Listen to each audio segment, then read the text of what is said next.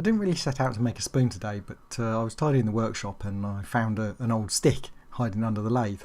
I don't know what it is, what type of wood it is, but it came from a bush in my neighbour's garden.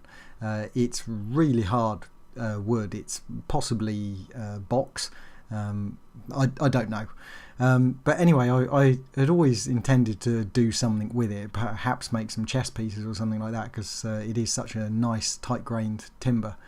But I found it had some wood-boring beetle in it, so I cut out the pieces that were beetle infested and threw them outside, and I stuck this portion on the lathe and I started turning it down, and well, it started to look a little bit like a spoon on the lathe. So rather than just end up wrecking the piece on the lathe, probably, I thought I'd try my hand at carving a spoon.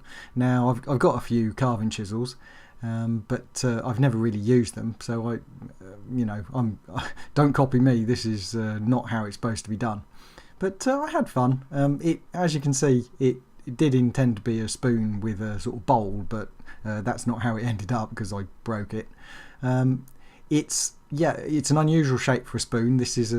I have made a spoon once before, and that was for getting spice out of the really small spice jars, and I thought this would make a good spice spoon for that. It's more like a spice scoop, I suppose. But there we go. It turned out all right in the end. I don't know what type of timber it is though, so for all I know it could be toxic, and perhaps it's better not used for food. But yeah, it worked. It's not terrible, I suppose.